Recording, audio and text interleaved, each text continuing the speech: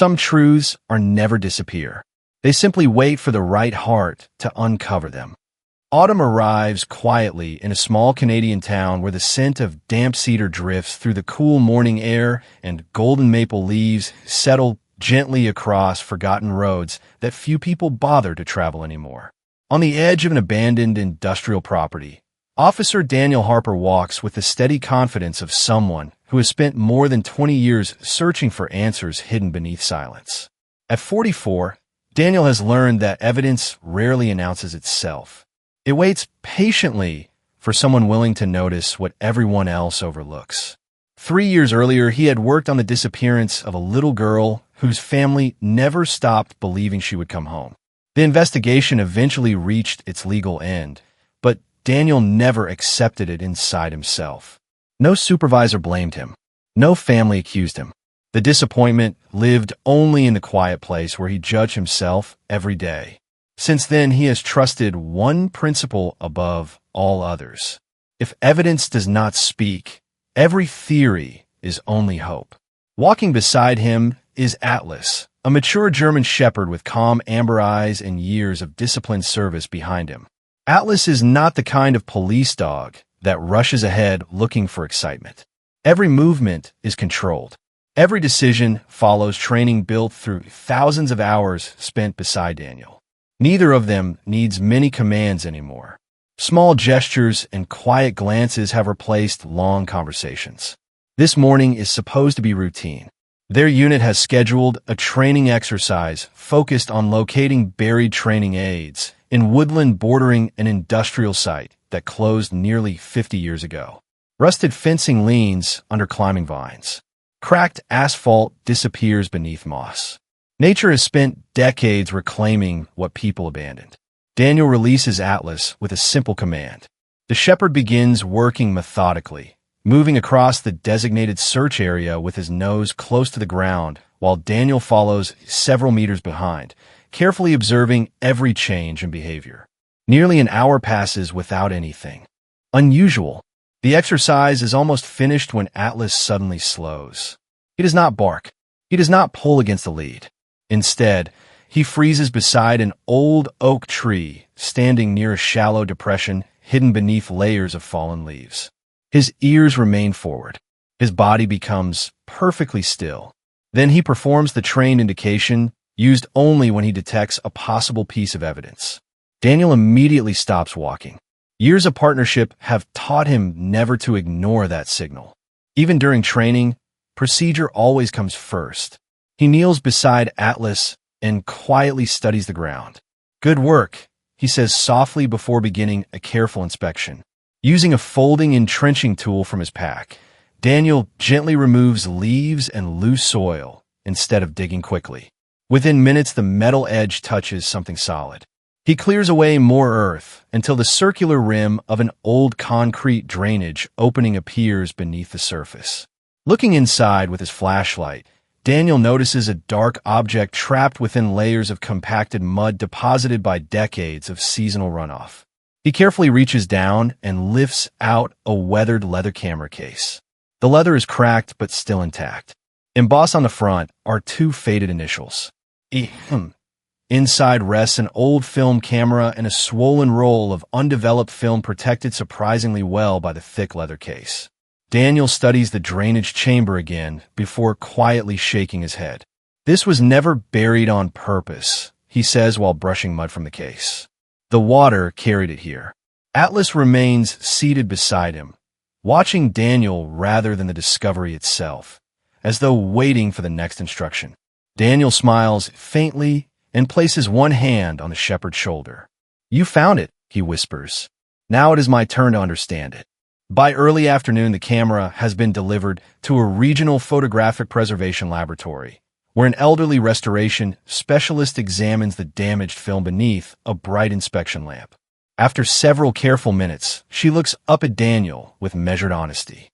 "This film has survived far longer than anyone would expect," she says quietly. "If fortune is with us, we may be able to recover a few frames." Daniel glances toward Atlas resting calmly near the laboratory door. For the first time in years, evidence has not answered one of his questions. Instead, it has asked a new one that neither man nor dog can yet explain. The restoration laboratory remained quiet except for the gentle sound of inhalation and the soft clicking of precision equipment. Atlas rested near the doorway, his calm eyes following Daniel instead of the technicians moving around the room. The German Shepherd had already completed his part of the discovery. Now it was Daniel's responsibility to understand why a forgotten camera had remained hidden beneath the forest floor for almost 50 years. The elderly restoration specialist carefully removed the fragile roll of film from the damaged camera inside a humidity control chamber. Every movement was slow and deliberate. She explained that the leather case had protected the camera from complete destruction while layers of mud had sealed it away from light. Time had damaged nearly everything, but not enough to erase every memory. "It will take patience," she said with a reassuring smile. "If even a few frames survived, they may tell us more than you expect." Daniel thanked her before returning to the station with Atlas. During the drive, he could not stop thinking about the faded initials stamped into the leather. E.M. They seemed ordinary, yet they had already begun pulling him toward a story buried far deeper than the camera itself. By early afternoon, Daniel entered the regional archives where shelves filled with aging files stretched across the quiet room. Dust drifted through narrow beams of sunlight as he searched missing person reports from 1975. Several names matched the initials, but only one immediately caught his attention. Emily Morgan, 27 years old, bookkeeper, reported missing during the autumn of 1975. The official conclusion occupied barely half a page. Voluntarily left home. Investigation closed.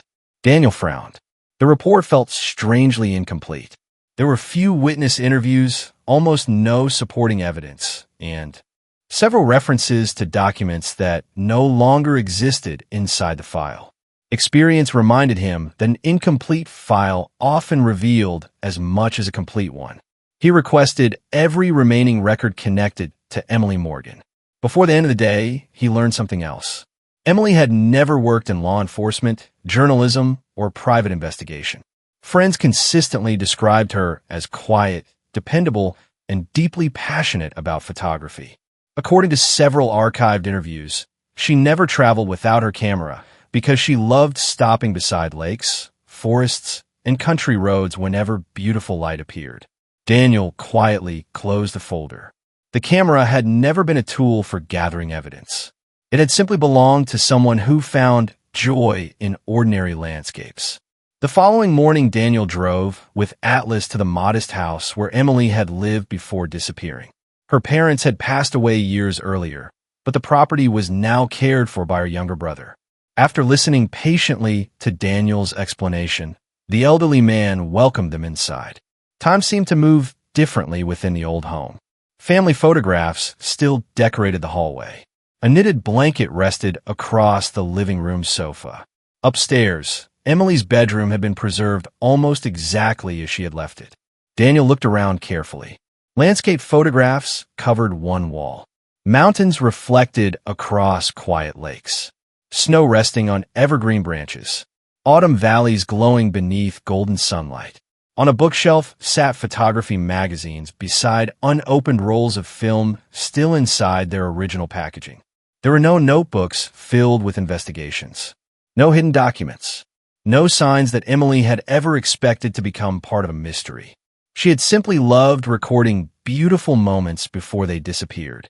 Daniel understood something important. If Emily had photographed something significant that autumn afternoon, it had almost certainly happened by accident. She had not gone looking for trouble. Trouble had crossed her path while her camera happened to be in her hands. As Daniel and Atlas prepared to leave, his mobile phone vibrated. The restoration specialist spoke with quiet excitement. "We recovered the first frame," she said. "It is damaged, but there is enough visible that I believe you should see it immediately." Daniel looked toward Atlas, who was already standing beside the front door waiting patiently. For the first time in years, Daniel did not feel certainty. He felt something far more powerful. He felt that the truth had finally decided it was ready to be found. Daniel arrived at the restoration laboratory less than an hour later. carrying nothing except a notebook that had already begun filling with careful observations.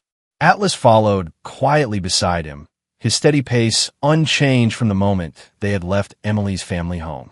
The elderly restoration specialist welcomed them into a dim examination room where several enlarged photographic prints rested beneath protective glass. The original film had suffered extensive damage, yet modern restoration techniques had managed to recover fragments that time had failed to erase. "Please remember," she said gently, "these are not complete photographs. Think of them as pieces of a puzzle." Daniel nodded and stepped closer. The first restored frame revealed only part of a transport truck parked near what appeared to be an industrial warehouse. Most of the image had dissolved into faded shadows, but one detail remained surprisingly clear. Painted on the truck's door was a circular company emblem, although only half of the design had survived. It was impossible to identify the business immediately, yet Daniel photographed the image for comparison. The second recovered frame offered a different clue. A man's arm rested against the side of the same truck. His face had disappeared beneath decades of chemical deterioration, but his wrist remained visible. Around it was a distinctive square mechanical watch with a polished metal bracelet unlike most watches commonly sold during that period. Daniel made another note. One photograph, one clue, nothing more. The third frame contained only a weathered warehouse sign.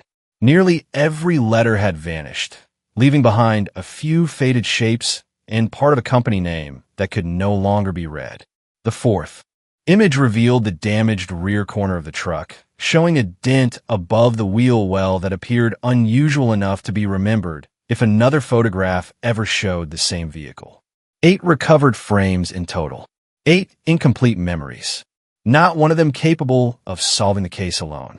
Together, however, they suggested that Emily had unknowingly photographed something important before she disappeared.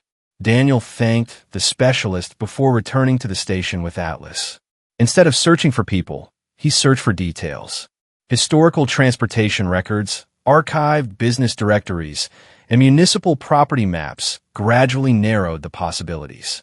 3 transportation companies operating during the 1970s had used circular emblems resembling the one recovered from the damaged film.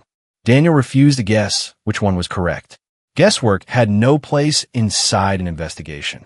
Early the next morning, he loaded copies of the restored photographs into his field folder and drove Atlas to the first former company location.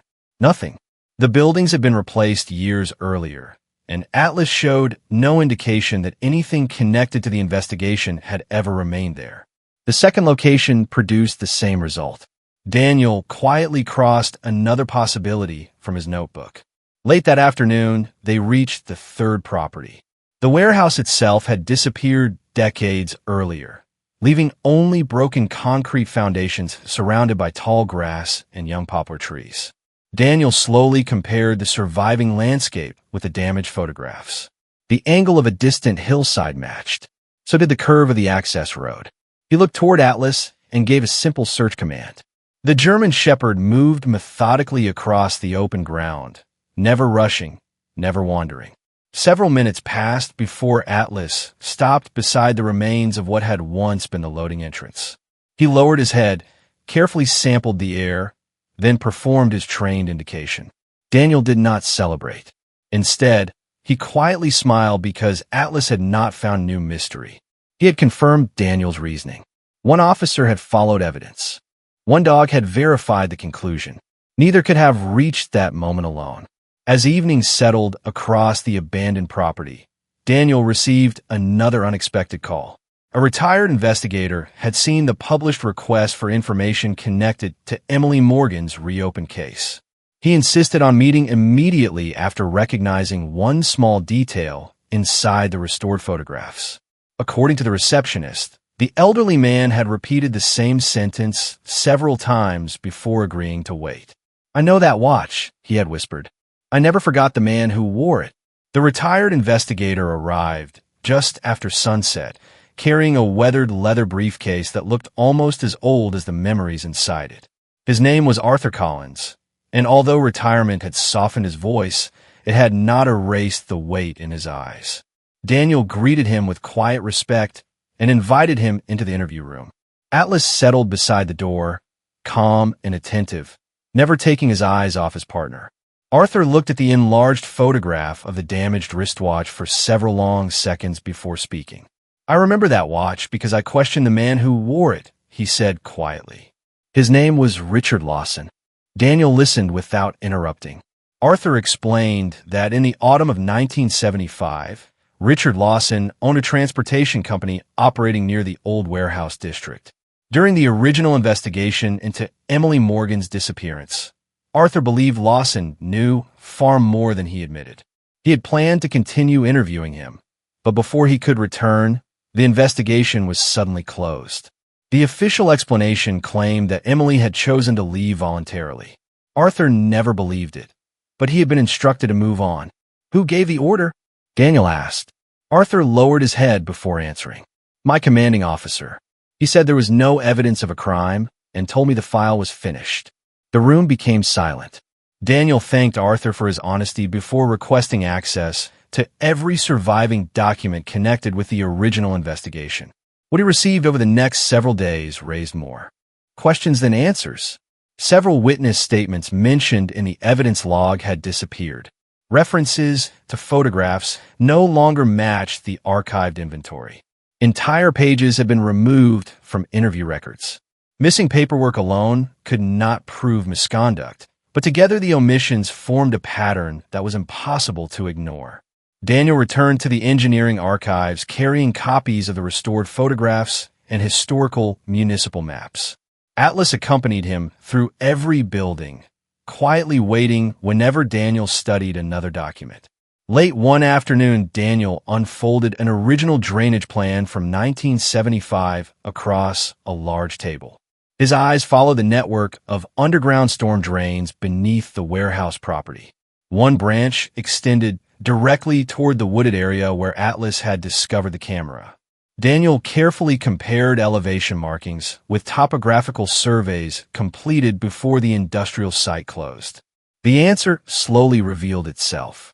Emily had almost certainly run across the service yard carrying her camera. If she stumbled near an uncovered drainage opening, the camera could have fallen inside. During years of seasonal storms, flowing water would gradually carry the leather case through the underground system until it finally settled inside the drainage chamber where Atlas found it decades later. Daniel immediately prepared an application requesting permission for a supervised forensic excavation near the warehouse drainage corridor. The response arrived 2 days later. Request denied.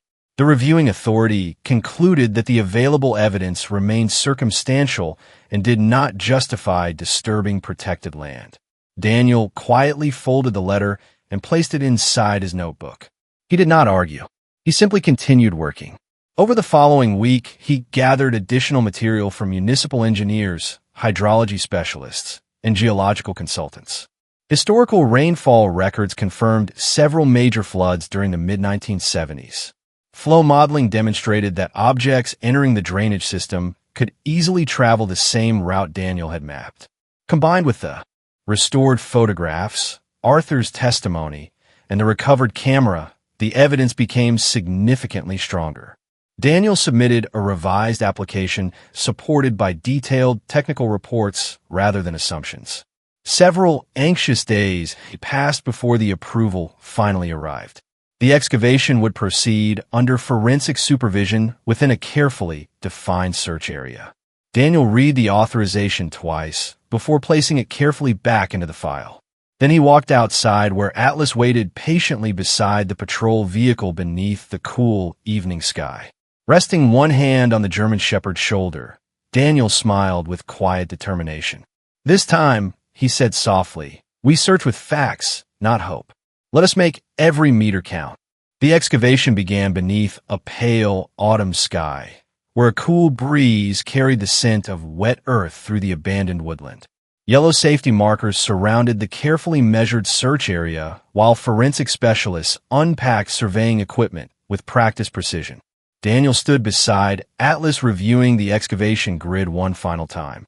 Every coordinate matched the historical drainage maps. Every measurement reflected the engineering reports that had finally convinced the authorities to approve the search. There would be no guessing today, only evidence. Atlas remained calm beside him, occasionally lifting his nose toward the gentle wind before looking back at Daniel, waiting for the next command. The work progressed slowly. Each layer of soil was removed by hand once the machinery cleared the upper ground. Every object, no matter how ordinary it appeared, was photographed, documented, and carefully examined before the search continued. Hours passed beneath gray clouds that drifted quietly across the Canadian sky. By late afternoon, the excavation had reached the expected depth without revealing anything connected to Emily Morgan. One member of the forensic team quietly removed his gloves and suggested that decades of erosion may have carried any remaining evidence elsewhere. Another explained that historical drainage systems often shifted after years of seasonal flooding. The supervising officer thanked everyone for their effort and announced that the operation would conclude at the end of the day. Daniel looked across the excavation site without speaking. Everything had followed the evidence exactly as planned, yet something still refused to make sense. The recovered camera had traveled through the drainage network. If the camera had moved, other objects could have moved as well. As equipment began returning to the vehicles, Atlas suddenly stopped near a lower section of ground several meters beyond the marked excavation zone. He did not bark or scratch at the soil. Instead, he performed the same disciplined indication that had led Daniel to the camera weeks earlier.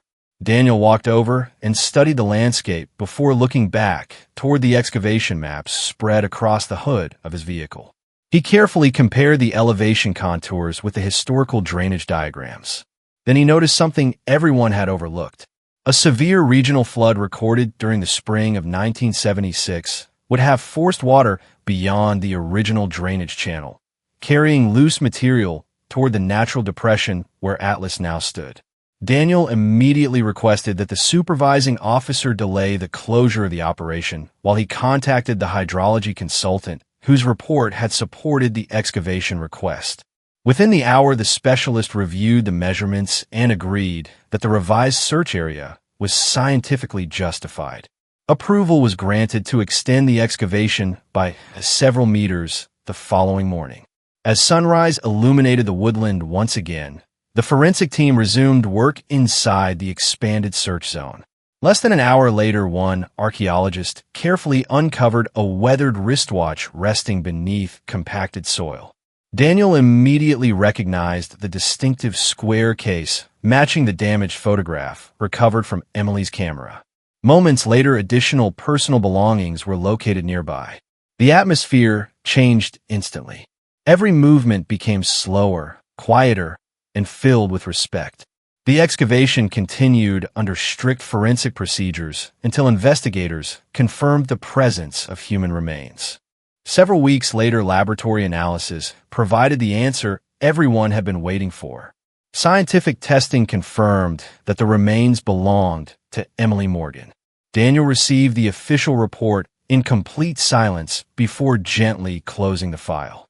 Later that afternoon, he visited Emily's younger brother, who welcomed him into the same quiet home where photographs of forests and lakes still covered the walls. Daniel placed the report carefully onto the kitchen table. The elderly man read only the final page before lowering his eyes. After nearly 50 years of unanswered questions, he spoke only one sentence. "My sister never left us." Daniel could not find better words than the truth that had finally returned home. Atlas quietly walked forward and rested beside the elderly man's chair, offering silent companionship while grief and peace gently found room to exist together. As Daniel prepared to leave, one thought continued echoing inside his mind. Emily had been found, but he still could not believe that Richard Lawson had been the one making the final decisions. Within days of the laboratory confirmation, the story spread throughout the region. Local newspapers praised the investigation that had finally identified Emily Morgan after nearly 5 decades, and many readers quickly reached the same conclusion. Richard Lawson must have been responsible. His name appeared beside every article because the restored photographs, the distinctive wristwatch, and the warehouse connection all pointed toward him. For most people, the mystery had finally been solved. Emily had been found. A likely suspect had been identified. The community could finally move forward. Daniel wished he could believe that. Late one evening, long after the station had grown quiet, he remained alone inside the investigation room with only Atlas resting beside his desk. Every restored photograph lay arranged beneath the overhead light exactly as they had been on the day they first arrived from the preservation laboratory. Daniel ignored the obvious details and searched instead for what did not seem to fit. He studied Richard Lawson's posture again and again. Something continued to trouble him. Lawson was not facing Emily's camera directly. His shoulders were turned slightly away, and his eyes were fixed beyond the edge of the photograph, as though he were listening to someone standing outside the frame. Daniel enlarged the image once more before quietly speaking to himself. You were waiting for someone. The thought refused to leave him. A man giving orders usually looked at the people around him. Lawson appeared to be watching someone else instead. The following afternoon, the station receptionist informed Daniel that an elderly visitor wished to speak privately about the reopened investigation. His name was Samuel Bennett. At 84 years old, he walked slowly with the assistance of a wooden cane, but his memory remained remarkably clear. Once seated, Samuel folded his cap across his lap and looked toward the restored photographs hanging on the evidence board. His eyes settled immediately on the warehouse image. I have carried this memory for almost 50 years, he said quietly. I think it is finally time to stop carrying it alone. Daniel allowed the silence to remain until Samuel felt ready to continue. The elderly man explained that during the autumn of 1975, he had worked as a maintenance mechanic at a nearby service depot. One evening, while driving home, he noticed activity outside the warehouse. He remembered seeing Emily holding a camera. He remembered Richard Lawson standing beside the transport truck. But he also remembered someone else. There were 3 people, Samuel whispered. Not 2. Daniel leaned forward without interrupting. Samuel admitted that he never clearly saw the third man's face because the individual remained partly hidden beside another vehicle. What he remembered instead was everyone's behavior. Richard Lawson repeatedly glanced toward the unseen man before speaking, almost as though waiting for approval. Even from a distance, Samuel sensed who held the real authority. Daniel asked why he had never shared this information during the original investigation. Samuel looked down at his hands for several moments before answering. Shortly after investigators questioned him, an influential local official quietly warned him that continuing to involve himself could cost him his job. At that time, Samuel's wife was receiving treatment for a serious illness, and losing steady employment would have placed his family in an impossible situation. Fear won. Silence followed. Daniel never judged him. Instead, he thanked him for finally choosing truth over regret. After Samuel left the station, Daniel returned to the evidence board and looked once more at the damaged photograph. The missing witness had finally been found. Richard Lawson had become part of the story, but the person standing beyond the edge of the frame had remained invisible for nearly half a century. Daniel rested one hand gently on Atlas's shoulder. "We are not finished yet," he said softly. Atlas lifted his head and quietly met Daniel's eyes, ready to continue following the evidence wherever it might lead. The conversation with Samuel Bennett lingered in Daniel's thoughts long after the elderly man had left the station. The evidence board no longer looked like a collection of unrelated documents. It had become a timeline shaped by silence, missing records, and people who had chosen fear over truth. Atlas remained beside Daniel's desk as another long evening settled over the nearly empty building. Outside, the first cold rain of the season tapped softly against the windows while most of the lights across the station gradually disappeared. Daniel reopened every surviving file connected to Emily Morgan's investigation. This time he ignored the witness statements he had already read dozens of times. Instead, he focused on the paperwork itself. Dates, signatures, filing numbers, marginal notes, tiny administrative details that rarely attracted attention. Experience had taught him that people often erased evidence but forgot about the paperwork surrounding it. Several hours later, he noticed something unusual. One evidence inventory referred to 3 witness statements, yet only 2 remained inside the archive. Another document listed photographs submitted during the original investigation, but the corresponding property receipt had vanished completely. Daniel continued comparing records until another inconsistency emerged. The authorization closing Emily's case had been signed unusually quickly, only days after she disappeared, despite several investigative steps remaining incomplete. He requested personnel records from the provincial archives and spent the following morning reviewing the careers of officers involved in the original investigation. One name appeared repeatedly. A senior police administrator who had supervised the case during its final days had personally approved its closure. The man had passed away years earlier, but his professional history revealed an unexpected connection. Before joining senior police leadership, he had served as legal counsel for several transportation companies operating throughout the region, including businesses that had worked closely with Richard Lawson's firm. None of those details alone proved wrongdoing. Together, however, they formed a pattern that Daniel could no longer dismiss as coincidence. He carefully pinned fresh copies of every supporting document across the evidence board. Atlas quietly watched from the floor, occasionally lifting his head whenever Daniel stepped back to study the growing web of information. Looking across the board, Daniel finally understood why the investigation had collapsed almost 50 years earlier. Emily had never been targeted because of who she was. She had simply been an ordinary woman carrying a camera on the wrong afternoon. Richard Lawson appeared connected to the events, but someone with greater influence had quietly ensured that difficult questions were never allowed to reach the courtroom. Daniel continued searching until one final archive box arrived from off-site storage. Inside rested an uncatalogued administrative memorandum that had somehow escaped destruction. The paper showed signs of age, yet the typewritten sentence remained perfectly readable. It instructed investigators that no further inquiries were to continue because the available information did not justify additional resources. Daniel compared the date with the missing evidence logs. The memorandum had been issued before several scheduled interviews could even take place. He slowly lowered the page onto the desk.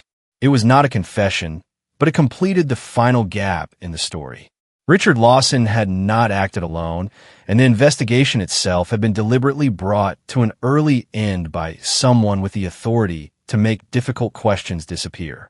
Daniel carefully placed the memorandum inside a protective folder before looking toward Atlas. The German shepherd stood and walked quietly to his side, resting against his leg without making a sound. Daniel smiled faintly and scratched behind Atlas's ear. "You found the first piece," he said softly. "Now we finally have the whole picture." For the first time since reopening Emily Morgan's case, Daniel felt something stronger than suspicion. He felt certainty built not upon assumptions, but upon evidence patiently gathered one careful step at a time.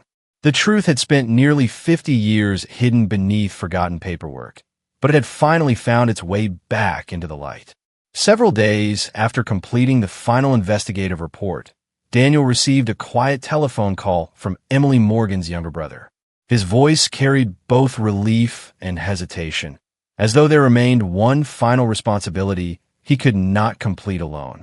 He asked whether Daniel would be willing to visit the family home one more time before the official case file was permanently archived. Daniel agreed without hesitation. That afternoon he drove through familiar tree-lined streets, while Atlas rested quietly in the back of the patrol vehicle. Autumn had almost disappeared, leaving behind bare branches that reached into a pale gray sky. The old family home looked exactly as Daniel remembered it. Time had aged the paint and weathered the porch, yet the house still carried a quiet warmth that photographs alone could never preserve. Emily's brother welcomed them inside with a gentle smile before leading them toward a small storage room tucked beneath the staircase. Along one wall rested several cedar boxes carefully labeled in his mother's handwriting. "My parents could never throw these away," he said softly. "After everything that has happened, I think you should see the last one." Together, they placed the smallest box onto the dining room table. Inside rested neatly bundled letters, several landscape photographs Emily had developed herself, a notebook filled with locations she hoped to visit one day, and beneath everything else, a sealed envelope bearing her handwriting. Daniel paused before opening it. The room became completely silent. Even Atlas remained perfectly still beside the table. The paper had yellowed with age, but the writing remained beautifully clear. Emily explained that during the previous few days, she had begun feeling uneasy after accidentally witnessing something she did not fully understand. She hoped she was simply imagining danger, yet she wanted her family to know that if anything unexpected happened, it would not be because she had chosen to disappear. Near the end of the letter, Daniel reached the sentence that seemed to carry the weight of almost 50 years. If anything happens to me, please do not let people think I ran away. Daniel slowly lowered the letter without speaking. The words were simple, honest, and heartbreakingly ordinary. Emily had somehow sensed that people might misunderstand her absence long before anyone officially declared that she had abandoned her family. Her younger brother quietly wiped away a tear before looking toward one of Emily's old landscape photographs hanging beside the window. She always believed every photograph should tell the truth, he whispered. I think she would be grateful that someone finally listened. Daniel carefully folded the letter and placed it back inside its envelope. He promised that it would become part of the permanent case record so no future reader would ever mistake Emily's story again. Before leaving, he asked permission to visit her grave alone. Late that afternoon, he stood beneath a quiet maple tree overlooking the newly marked resting place, where Emily had finally been laid to rest beside her parents. A gentle breeze carried the scent of fallen leaves across the cemetery, while distant church bells echoed softly through the valley. Daniel removed the letter from his coat pocket one final time and silently reread the closing sentence before placing the envelope inside a protective folder that would return with him to the archives. He did not cry. Instead, he quietly folded his hands and sat on a nearby bench for several long minutes. Atlas walked over without being called and gently rested his head against Daniel's knee. Daniel smiled faintly before placing one hand on the German shepherd's neck. 3 years earlier, he had believed one unsolved disappearance would forever define his career. Standing beside Emily's grave, he finally understood something different. No investigator possesses the power to change yesterday, but every investigator still has the choice to protect the truth from being forgotten. As the last light of afternoon settled gently across the cemetery, Daniel rose to leave with a peaceful heart that had not felt this light in many years. Several months passed before the final administrative process reached its conclusion. Every recovered photograph, every forensic report, every witness statement, and every surviving document had now been reviewed, verified, and permanently added to the official record. Emily Morgan's case was no longer listed as a voluntary disappearance. The record finally reflected what her family had known in their hearts for nearly 50 years. She had never abandoned the people she loved. Her name had been restored with dignity, and the truth would remain part of the public record for generations to come. There would be no criminal trial. Time had already carried away the people responsible for burying the investigation. Daniel accepted that reality with quiet understanding. Justice did not always arrive inside a courtroom. Sometimes justice arrived as a family finally hearing the truth after decades of waiting. Sometimes it arrived as a single sentence corrected inside an official archive. The weathered camera, the restored photographs, and a leather case marked with the faded initials EM were first transferred into the care of the Regional Historical Society for Preservation before later becoming part of a permanent exhibit inside the community museum. Visitors often paused in front of the display far longer than expected. Beneath the carefully preserved camera rested a small bronze plaque bearing a simple inscription. Some photographs could not save the person who took them, but they still saved the truth. Emily's younger brother visited only once. He stood quietly before the display without speaking for several minutes. Before leaving, he gently placed a single white flower beneath the exhibit and whispered, "Welcome home." Daniel never accepted public recognition for reopening the investigation. When local reporters requested interviews, he politely declined each invitation. He believed the story belonged to Emily, not to the officer who happened to follow the evidence. Yet those who worked beside him noticed something had changed. The quiet burden he had carried since the disappearance of the little girl years earlier no longer seemed to weigh upon his shoulders with the same relentless force. Emily's case had not erased the past, but it had reminded him why he chose this profession in the first place. Evidence mattered because every piece of truth belonged to someone waiting to be heard. The following spring, after more than 2 decades of service, Daniel quietly submitted his retirement papers.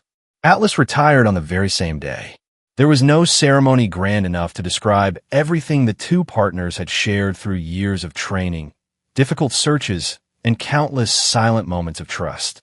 On their first morning away from the station, Daniel loaded Atlas into the truck and drove back to the abandoned woodland where everything had begun. Fresh green leaves had replaced the colors of autumn, and birdsong drifted gently through the trees as sunlight filtered across the forest floor. The old oak still stood beside the forgotten drainage chamber, unchanged except for the passing of another season. Daniel walked slowly toward the tree while Atlas remained close beside him, no longer working, no longer searching, simply enjoying the peaceful morning. They stopped at the place where Atlas had first given his quiet indication so many months earlier. Daniel sat on a fallen log and rested one hand against the German shepherd's neck. Neither of them needed words for a long time. Finally, Daniel smiled and looked across the quiet forest. "We could not bring her back," he said softly, "but together we brought her story home." Atlas leaned gently against his side, content simply to remain there.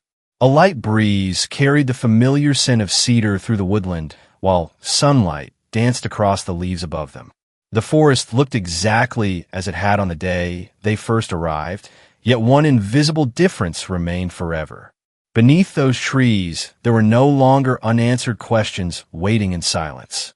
There was only peace, earned through patience, loyalty, and one faithful partnership that refused to walk away from the truth.